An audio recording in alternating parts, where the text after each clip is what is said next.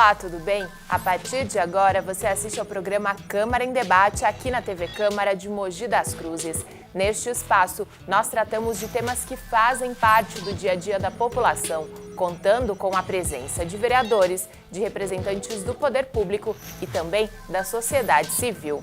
O tema de hoje é saúde mental. Vamos falar de depressão, suicídio e outros problemas que preocupam a população.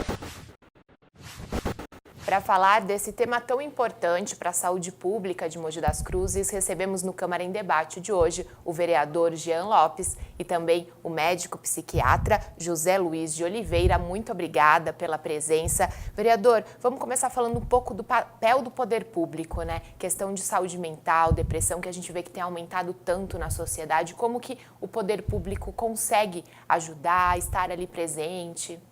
Esse é um dos desafios, né? Que, no caso, o gestor público tem que ter em mente. É uma área bastante, na minha visão, a gente tem acompanhado alguns casos, tanto pela TV e até próximo a nós mesmos, de situações difíceis. Aí é onde entra o poder público. Como abordar? A prevenção é o melhor norte, na minha opinião, doutor, em relação a essa questão do suicídio.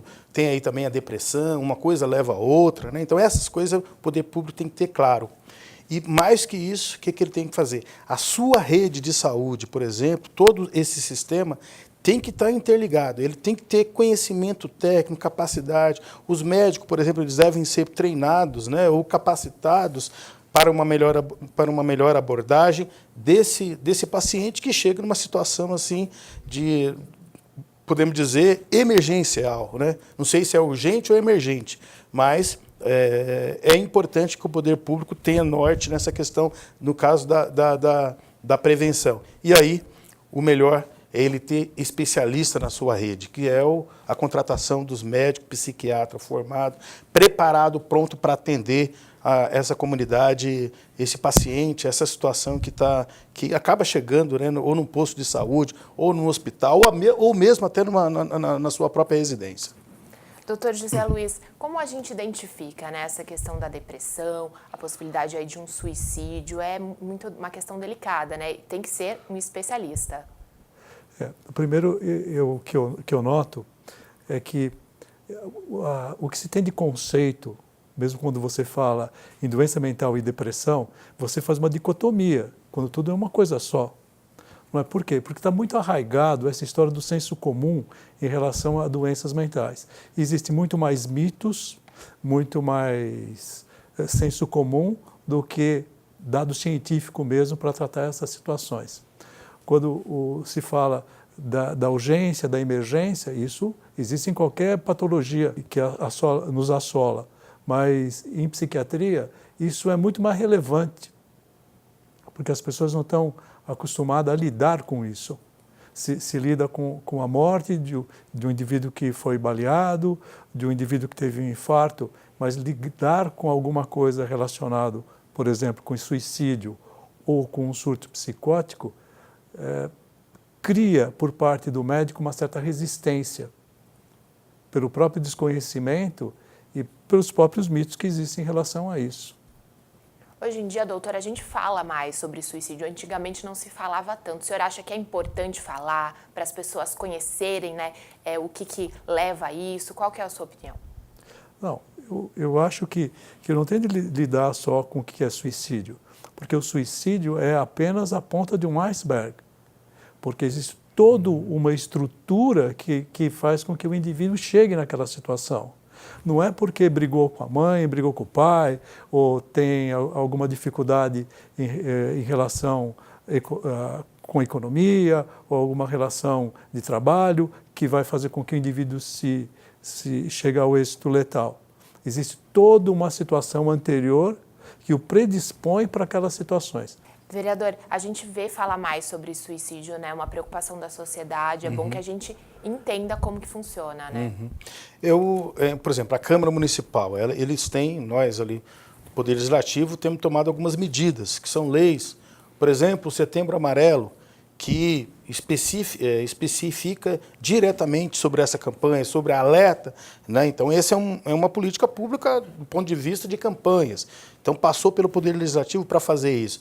Agora, tem outros mecanismos, você falou, olha, a importância disso, alguns equipamentos públicos, eles também podem ser utilizados também, né? Muita gente não conhece, famílias, às vezes não sabe quais são os serviços que são ofertados pela rede pública municipal do ponto de vista do pronto atendimento, né? Nós temos o CAPS-AD, nós temos o CAPS 1, 2 e 3 aqui no nosso município, mas eles são insuficientes para atender uma demanda que é um pouquinho grande aqui, né? Está aqui o próprio doutor João Luiz aqui, deve saber qual que é o percentual de pessoas, né, que está todo dia com esse tipo de enfermidade, né? No caso, por exemplo, questão psicótica, ou o cara chegar numa depressão, qual causa levou ele a fazer isso? Eu acho que precisa ser investigado.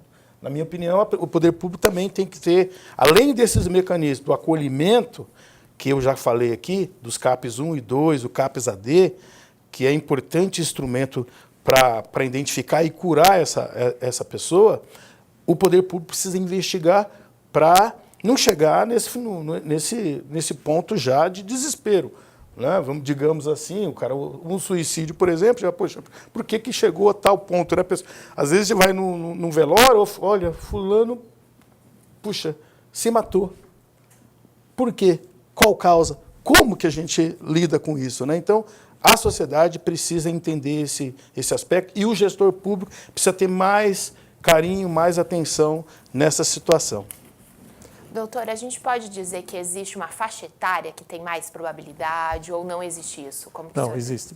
A maior causa, a segunda causa de mortes no mundo é suicídio em jovens, entre 15 e 29 anos. É maior causa do que acidente de trânsito, que é a causa que mais mata pessoas jovens, né? Mas a segunda causa é o trânsito, a primeira é o suicídio. E por que o senhor acredita nessa faixa etária? O que o senhor... Então, é isso que eu gostaria de explicar mais detalhadamente. Existem alguns mitos em relação às doenças mentais. Por exemplo, quando se fala dos países nórdicos, se atribui que esses países têm alto número de suicídios porque é um país que funciona bem. Um país que as coisas estão no horário, os serviços públicos são excelentes, ninguém tem dificuldade, então faz com que a vida fique tediosa e eles acabam se matando. Não é verdade. E também que não é verdade que eles também se matam porque não tem sol o ano inteiro. Isso ocorre porque existe uma prevalência genética nessas populações. Então, a taxa de suicídio vai ser maior porque existe essa característica genética. Para você ter uma ideia, foi publicado um trabalho em 2018 que envolveu 3 universidades da Inglaterra, do King's College, a Faculdade de Medicina da Carolina do Norte e de Queensland, da Austrália. Com 200 cientistas trabalhando juntos, eles examinaram 135 mil pessoas e 340 mil controles. E identificaram nesses indivíduos 44 genes que são responsáveis pela doença depressiva. Doença depressiva não é tristeza, não é choro fácil, porque existem várias outras condições que levam a essa condição de tristeza e choro fácil, porque todo mundo coloca essa situação como sendo depressão. Brigou com o namorado, começou a chorar, está deprimido. Vai no médico, recebe um antidepressivo e está tudo bem. Não está tudo bem, porque isso não está certo. Porque o indivíduo precisa aprender a passar por isso. Agora, se tem 44 genes envolvidos, é uma doença genética. Como que se lida com isso? Os novos tratamentos vão se direcionar para resolver essas questões e sendo tratamentos gênicos, tratar a expressão dos genes que leva a essa doença. Só queria lembrar o seguinte, doença depressiva é depressão maior, depressão permanente, transtorno disfórico pré-menstrual e transtorno disruptivo das emoções ou do humor. Então, isso é depressão, bem caracterizada. O resto são outras situações. Por exemplo, a manifestação depressiva da doença bipolar não chama depressão, mas não é depressão, porque tem outra etiologia, tem outra causa, exige um tratamento diferente. E geralmente acaba tratando tudo de igual, né? Então aí, por isso que eu estou falando para você. Primeiro a gente tem de fazer, e aí o poder público pode nos ajudar, fazendo campanhas de esclarecimento, que são extremamente importantes para que as pessoas procurem, muito antes de acontecer alguma coisa grave, já procure antes e procure resolver a situação antes. Mas para isso precisa ter profissionais treinados para fazer isso, né? Zé, permita, Jana, claro. O CVV, que é o Centro de Valorização da Vida, né? Que cumpre um papel importante, né, das campanhas, e eles, inclusive, acolhem, né, assim no seu seio, no seu bojo, né, que é a proposta do centro, né, de tratar, de cuidar dessas pessoas. Acho que é um caminho. Então, um dos caminhos, por exemplo, o CVV, é um excelente caminho, mas isso também pode ser estendido com uma rede para as igrejas.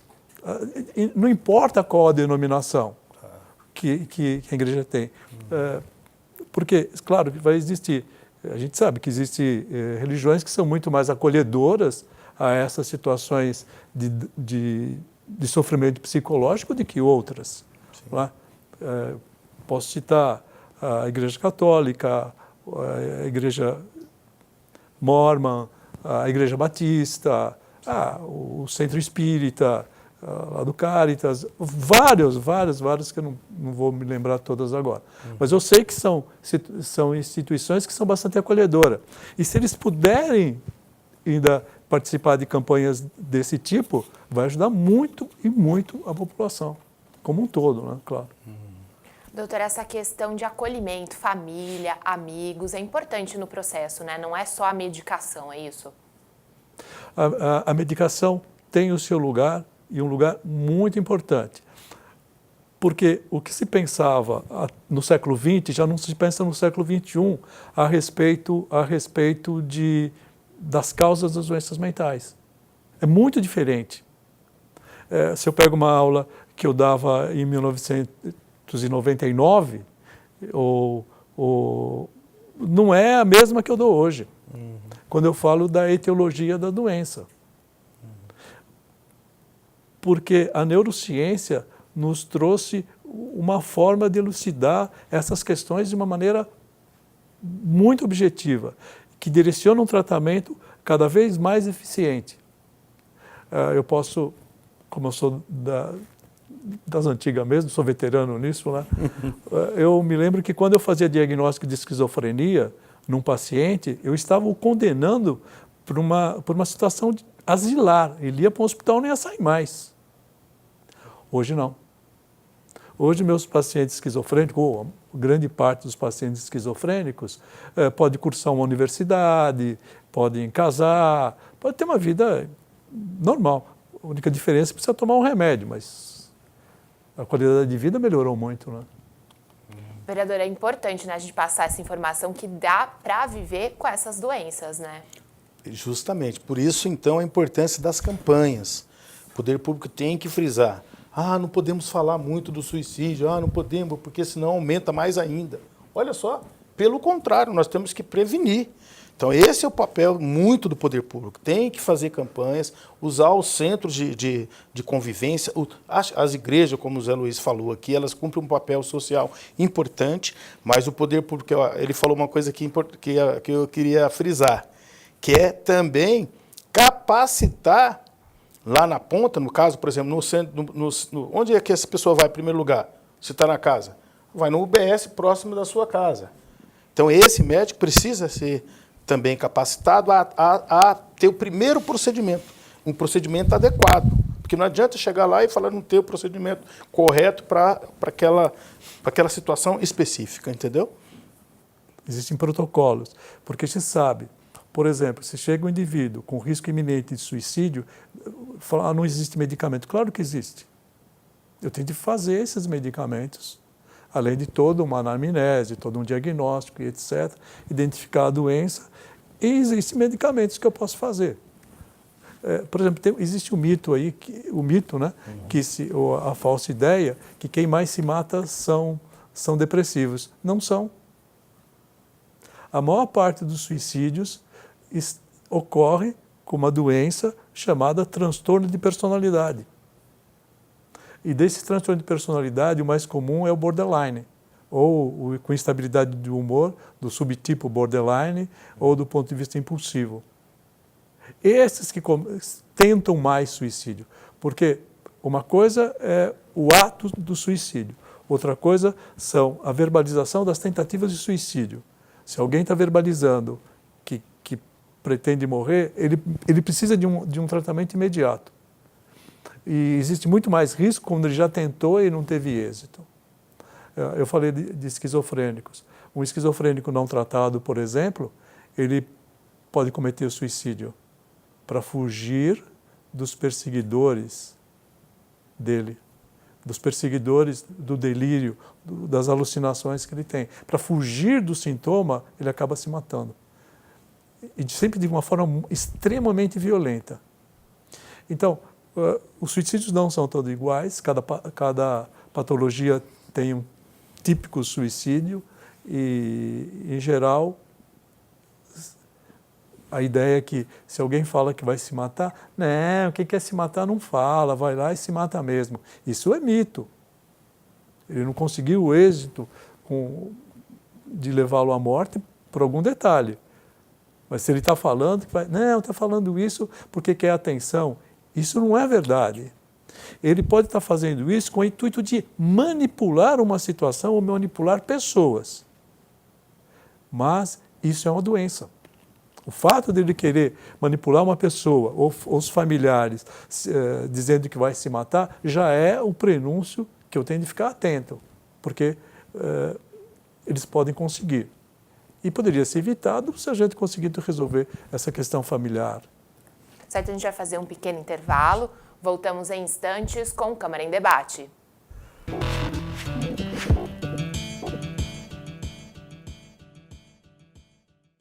Escrever hoje o futuro da cidade é o trabalho realizado todos os dias pela Câmara de Mogi das Cruzes.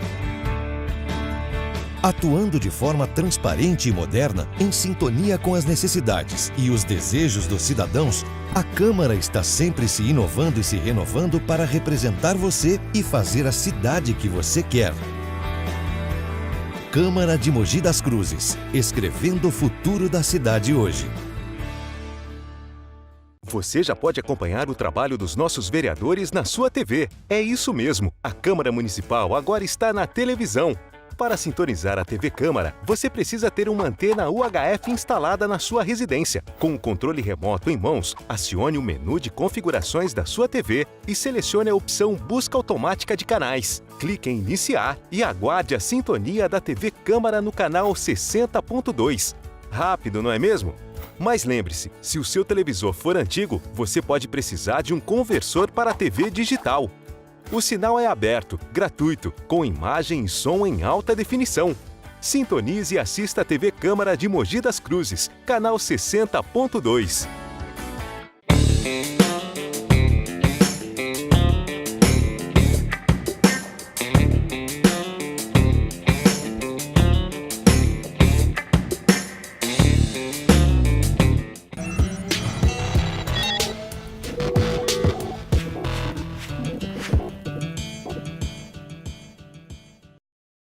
Voltamos com o Câmara em Debate, hoje falando sobre saúde mental, com a presença do vereador Jean Lopes e do doutor José Luiz de Oliveira, médico psiquiatra. Doutor, explica pra gente, suicídios têm causas orgânicas também? Sim.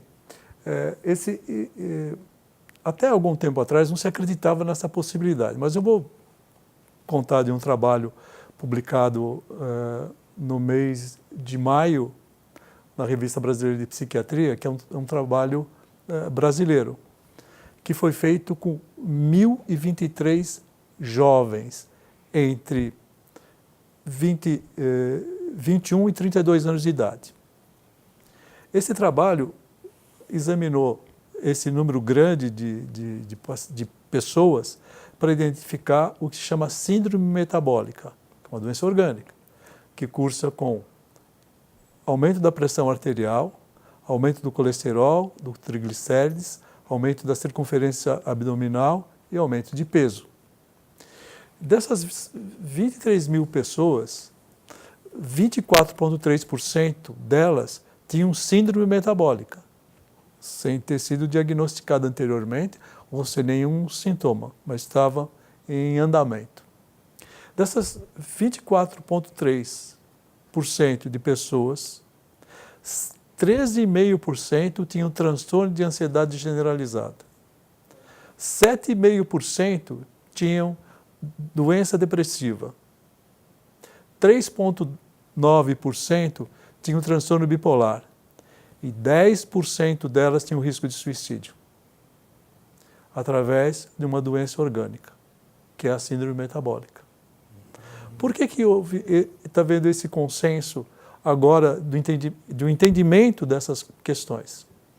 É porque, nesse século, né, se identificou que processos inflamatórios no endotélio dos vasos levam a essas situações de síndrome metabólica e estresse oxidativo, alterações de substâncias dentro do corpo, que levam à depressão e é causa de doenças psiquiátricas. Quer dizer, o êxito de um suicídio acaba ocorrendo pela motivação eminentemente orgânica, de uma coisa que é simples. E olha, que esse trabalho foi feito com pessoas de entre 21 e 32 anos de idade, que não é uma faixa que eu tenho muitos casos de síndrome metabólica, porque a síndrome metabólica é mais comum depois dos 40, dos 50 anos. Estou falando de jovens, já com essas manifestações. Ora, se eu faço um trabalho público de falar para essas pessoas não beber, evitar o consumo de alimentos ultraprocessados, diminuir refrigerantes e etc., e principalmente fazer exercício físico, eu tenho uma redução até da possibilidade de suicídio. E também vai ser uma economia muito grande para o sistema de saúde, porque a síndrome metabólica consome cardiologista, exames de laboratório, muitas vezes internação, possibilidade de infarto, trombose pulmonar, uma porção de coisas desse tipo. Então você veja, na verdade não existe essa dicotomia mente e corpo, tudo é uma coisa só, que funciona também integradamente. Eu não sei se você provavelmente já deve ter tido gripe, alguma coisa assim. Os primeiros sintomas de uma doença física são manifestações psicológicas e não ao contrário.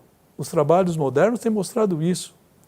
Com a gripe, você começa a ter uma síndrome chamada anedônica, falta de vontade de fazer as coisas, quer ficar só deitada, meio tristinha, e depois disso que você desencadeia os sintomas de coriza, dor no corpo, febre, etc.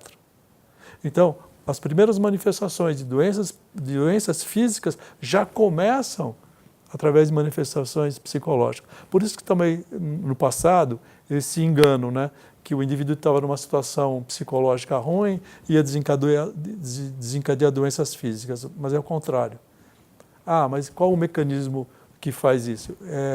Um corpúsculo que tem dentro das células que se chama mitocôndria, que qualquer situação de desequilíbrio bioquímico, eles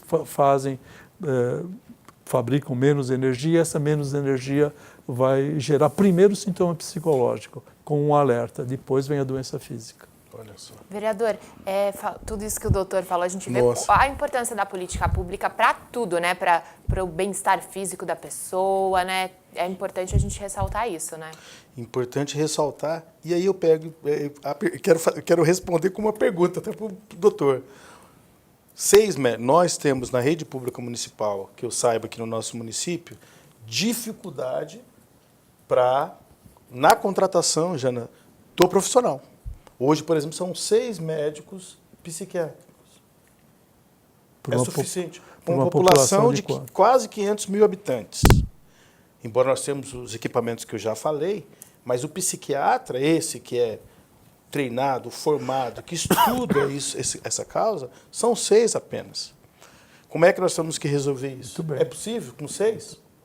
Não, com 6 não é possível. O que minimizaria o problema é se treinando nos postos de saúde os médicos para o primeiro atendimento.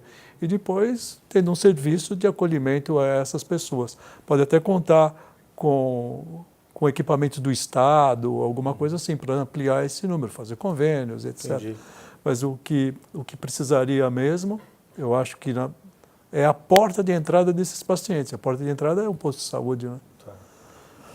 Eu acho que o treinamento aí, então, a capacitação é importante.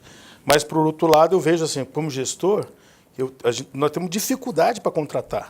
Abre-se concursos públicos, não tem inscrições suficientes.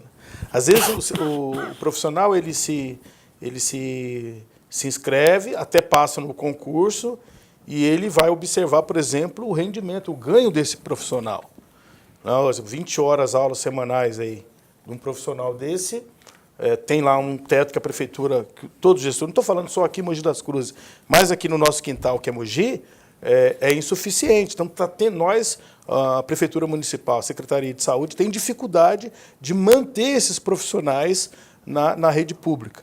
Aí que a gente, no ano passado, aliás, há 4 anos, nós aprovamos a lei, a parceria público-privada, né? Que é um importante instrumento para contratar através de uma organização de saúde. E eu acho que o caminho aí, Zé, para que a gente amplie o número, por exemplo, de médicos na cidade, deve passar pela parceria público-privada, que é a junção do poder público com o poder privado. Eu acho que aí pode ser um caminho para a gente diminuir e atender melhor os nossos pacientes em relação à saúde mental, minha opinião. Doutor, com relação a descanso, sono, né? É uma questão importante aí. Como é que afeta a saúde mental das pessoas? É muito simples. A doutora Maica, que o sobrenome é impronunciável, que só tem vogais, ela trabalhando na Universidade de Rochester, lá em New Jersey, ela fez um trabalho interessantíssimo. Ela pegava ratos e colocava anelina no cérebro dos ratos e os anestesiava. E se percebia que essa anelina desaparecia. Ou quando o rato estava anestesiado, ou quando ele dormia. Ela conseguiu filmar isso dentro do cérebro. Então, e depois ela deu mais um passo.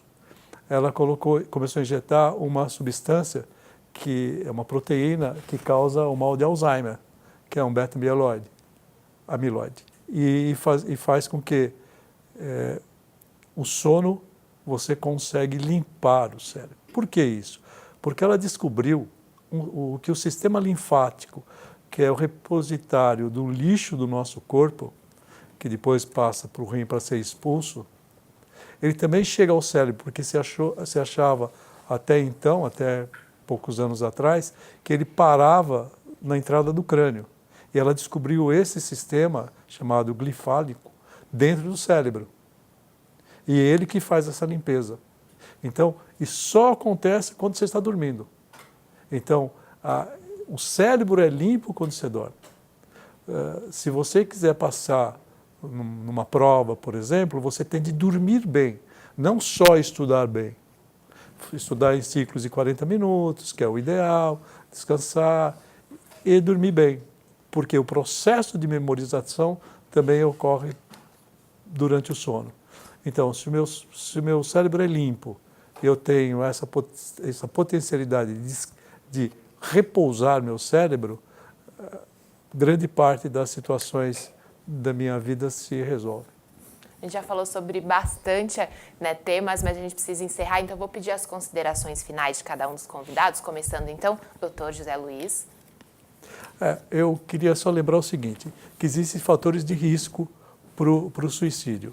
Esses fatores de risco são um indivíduo de sexo masculino, geralmente desempregado, solteiro, que aconteceu algum abandono na vida, ou morte de um parceiro, ou ainda uso constante de drogas, ou ainda uma doença psiquiátrica, que pode ser uma doença depressiva, esquizofrenia, transtorno bipolar, transtorno de personalidade, estresse pós-traumático e etc.